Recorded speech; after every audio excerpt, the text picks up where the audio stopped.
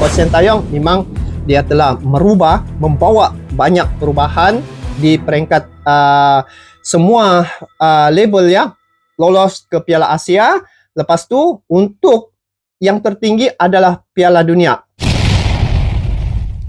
Nah kan ketahuan lo. Jadi curiga, jangan-jangan ribut karena kesel kalah taruhan. Kabarnya dulu hobi ikut taruhan bola. Ketahuan lo kan.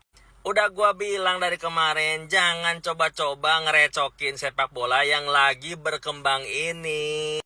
Ini postingan dari Pak Arya Sinulinga di Instagramnya guys ya. Ya dia juga mungkin kesel guys. Indonesia lagi maju-majunya begini, ada aja lu ngerecokin.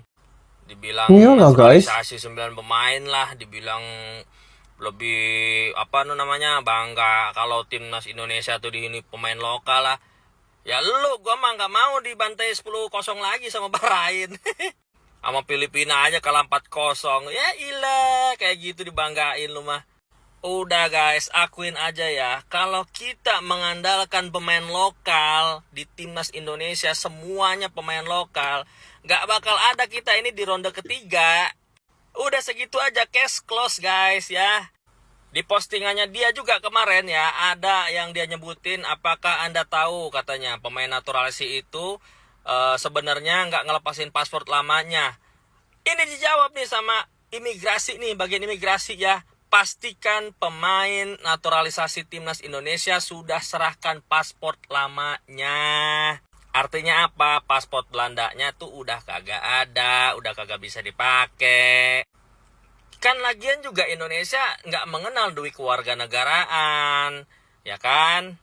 Jadi udahlah, dengan lu posting seperti itu Pak, ya, lu menyakiti pemain-pemain yang udah berjuang kemarin.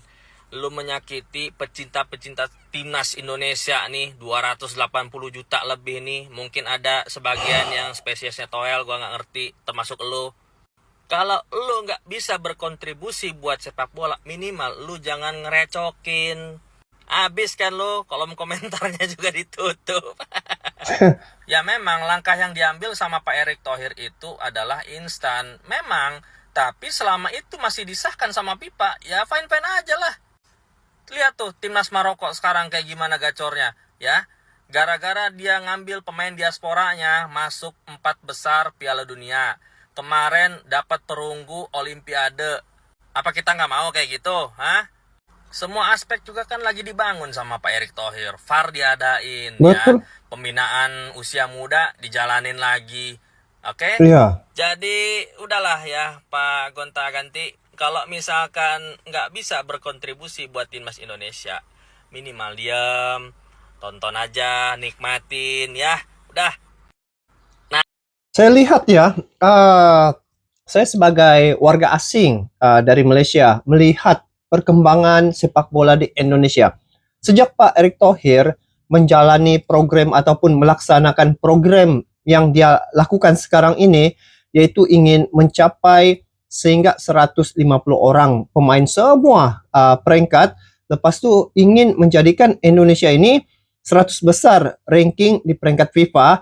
Dan hari ini apa yang Pak Erick Thohir lakukan turut menjadi ikutan ya beberapa negara yang ada sekitar di Asia Tenggara ini. Salah satu yang saya lihat adalah program naturalisasi pemain-pemain. Sekarang melihat tentang perkembangan timnas Indonesia, mereka sudah berada di satu level yang tertinggi ya, yaitu round yang ketiga kualifikasi Piala Dunia 2026.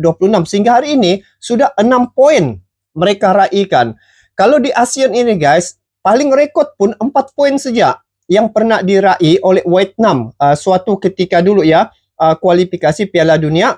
Namun hari ini Indonesia dengan pemain-pemain yang ada, lihat bagaimana penampilan mereka menghadapi Arab Saudi, menghadapi Bahrain, menghadapi Jepang, menghadapi Australia, China. Ini merupakan satu kekuatan dan juga pemain-pemain yang selabel dengan pemain-pemain Asia. Walaupun yang saya lihatlah, mereka ni walaupun pemain naturalisasi ataupun diaspora, mereka mempunyai keturunan Itu yang saya paham. Jadi tidak salah untuk mereka membela tanah air mereka. Lagipun proses yang dilakukan itu berdasarkan dengan peraturan FIFA. Dibenarkan pemain-pemain diaspora ini membela tanah air yang mereka ingini ya. Yang penting itu ada keturunan darah. Seumpama yang pemain-pemain timnas Indonesia nih, mereka adalah pemain keturunan ya.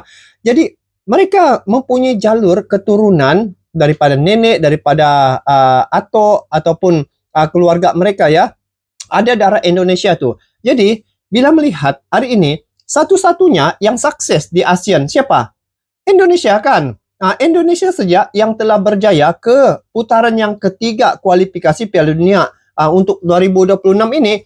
Tim-tim yang lain tidak kesampaian guys. Mungkin karena dari segi pemain-pemain yang ada sekarang ini bukan merendahkan, tetapi dari segi kualitas itu. Sebab kalau pemain-pemain diaspora ini mereka sudah terbiasa dengan bermain di luar negara ya, menghadapi liga-liga yang besar.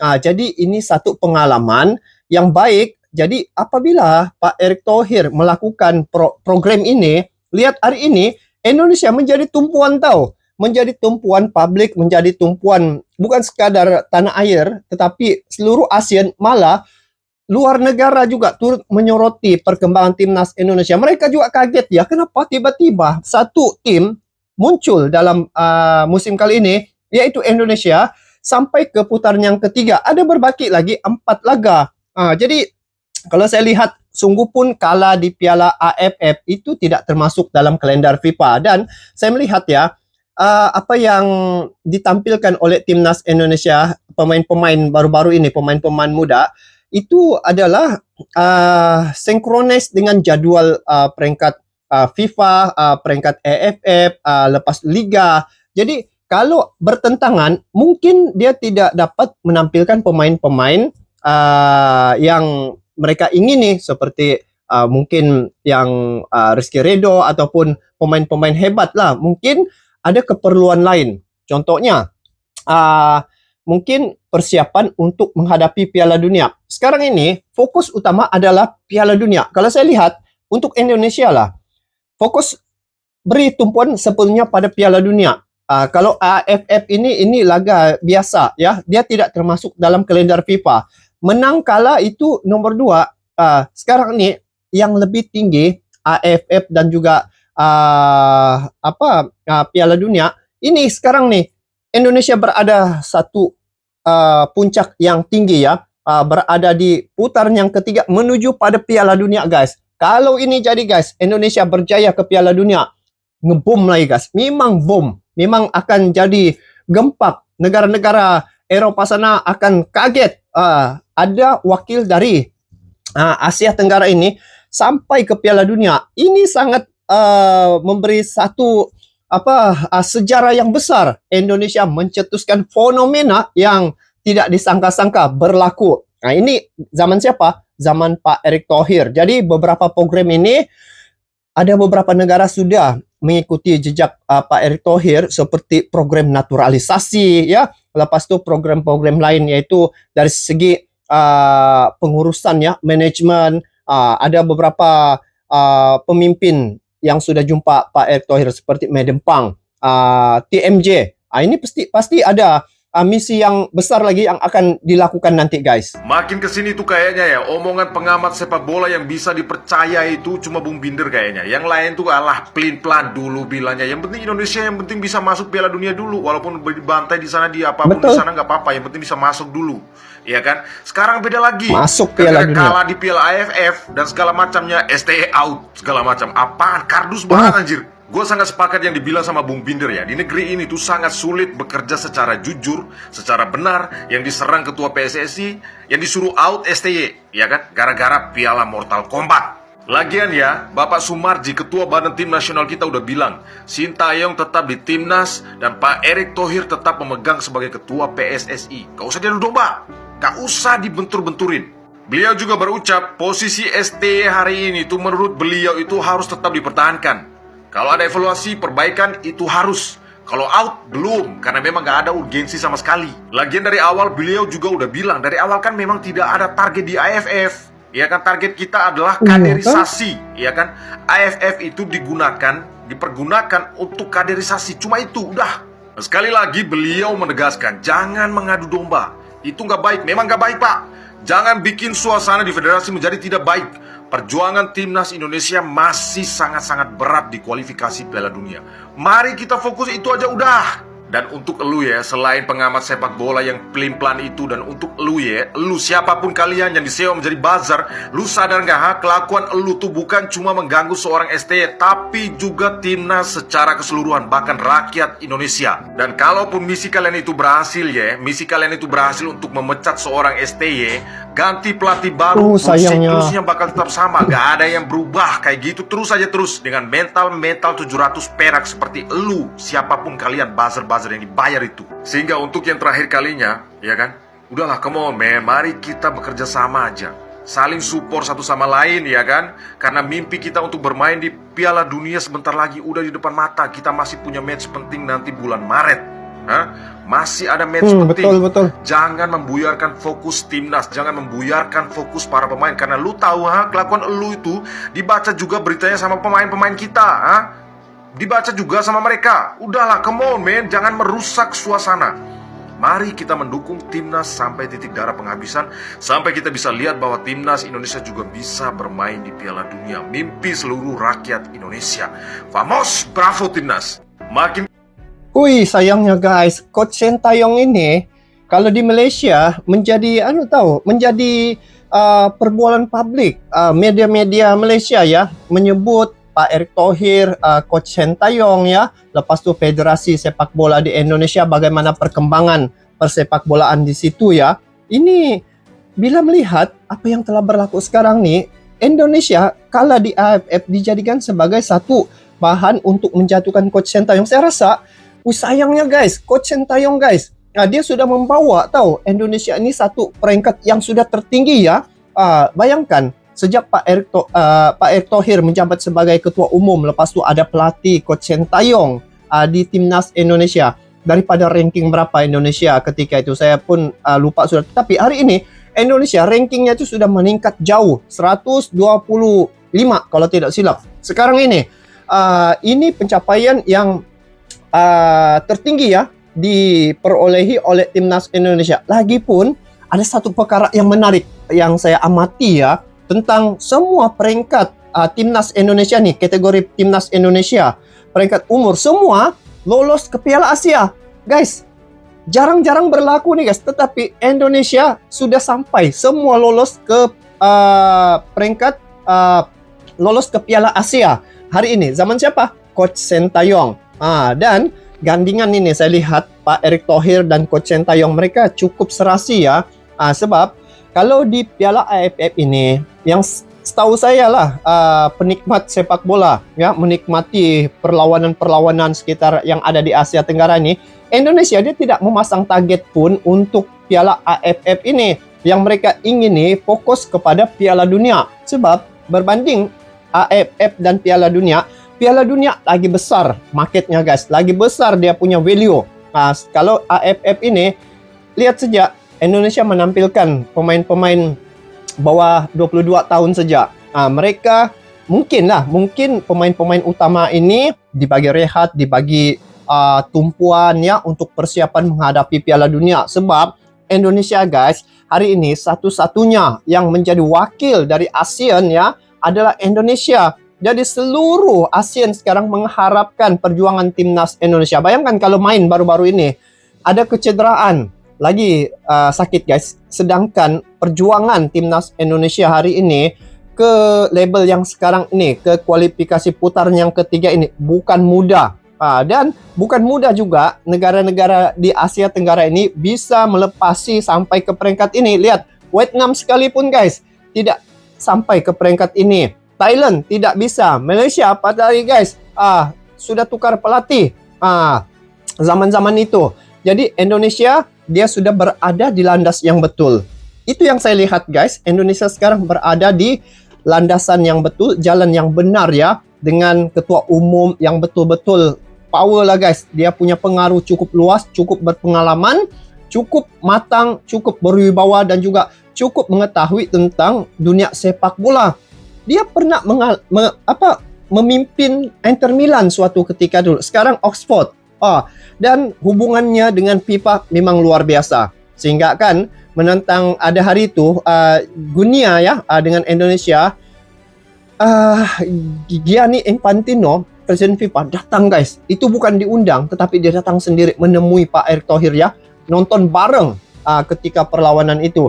Kantor FIFA ada di Indonesia. Madam Pang sendiri pun berasa kiranya iri Indonesia ada kantor FIFA. Jadi kalau dilihat ya, Coach Sintayong adalah pelatih yang cukup memberi dampak yang besar terhadap perkembangan timnas Indonesia. Saya dari Malaysia guys, melihat perkara ini berlaku. Dan apa yang dilakukan oleh Pak Erick Thohir turut ya menjadi ikutan ya oleh sebahagian tim yang ada di Asia Tenggara ini, khususnya Malaysia, Thailand ya, mengikuti jejak Pak Erick Thohir apabila mengambil ya pemain-pemain diaspora ya ataupun pemain keturunan untuk memperkuatkan tim. Hari ini lihat bagaimana penampilan tim-tim yang ada di Asia Tenggara ini baru-baru ini guys di Piala AFF. Semua membuat satu kelainan ataupun perbedaan. Karena apa? Karena termotivasi dengan program yang dilakukan oleh Pak Erick Thohir ya. Dia memberi dampak terhadap persepak bolaan yang ada di sekitar Asia Tenggara ini. Jadi itulah perkara yang positif yang telah berlaku dengan adanya Pak Erick Thohir yang telah merubah persepsi persepak bolaan yang ada di Asia Tenggara ini. Bayangkan guys, Indonesia hari ini telah membawa nama ASEAN. Siapa tidak bangga? Kita pun bangga guys. Saya sendiri ya dari Malaysia bangga ada wakil dari ASEAN yang melaju pada putaran yang ketiga di kualifikasi Piala Dunia 2026. Jadi ini satu kesan yang sangat baik, dan bila melihat persepak bolaan di Indonesia guys memang cukup baik guys, dan juga cukup memberi satu dampak yang besar terhadap tim-tim yang ada di Asia Tenggara ini. Salah satu kelebihan pada Indonesia ini adalah negara besar, pendukung sepak bolanya pun sangat besar berbanding dengan negara contoh China, India. Itu negara besar guys, jumlah penduduk ramai, tetapi pendukung sepak bola ataupun penggemar sepak bola tidak seperti Indonesia. Jadi fanatiknya fans timnas Indonesia ini memang cukup luar biasa. Dan dari segi value ya, perekonomian, Indonesia berpotensi besar untuk menjana pendapatan yang lebih tinggi. Bila penampilan timnas Indonesia hari ini cantik, solid, maka syarikat-syarikat besar akan tertarik ya untuk membuat investasi pada Federasi Sepak Bola di Indonesia. Itu satu. Yang kedua dari segi hak siar. Lihat baru-baru nih sebanyak lebih kurang 50 ya negara mengambil hak siar daripada perlawanan timnas Indonesia. Ini satu bentuk pendapatan yang cukup luar biasa. Tidak semua negara memiliki itu. Jadi saya sebagai penikmat ya dari Malaysia melihat Malaysia punya permainan sekarang ini sudah perubahan ya. Ini kenapa? Karena mungkin dampak kesan terhadap perkembangan timnas Indonesia. Dan bila saya melihat timnas Indonesia hari ini memang cukup baik. Saya sendiri sampai ke Indonesia, sampai menonton ya depan mata penampilan timnas Indonesia. Karena apa? Saya sangat tertarik dengan penampilan mereka. Martin Paes-nya, J.E. Just-nya yang kapten timnas Indonesia sini nih. Lepas tu siapa lagi? Kelvin Verdong. Hampir semua pemain-pemain diaspora tu saya kenal guys. Dia punya nama dan karakter mereka melalui media massa lah saya tengok ya. Sebab apa saya tertarik? Sebab penampilan mereka. So saya rasa untuk Coach Sintayong harus dikekalkan perjuangannya pada timnas Indonesia, karena dia sudah membawa timnas Indonesia ini ke satu peringkat yang tertinggi. Hari ini label Piala Dunia guys, bukan kaling-kaling punya label.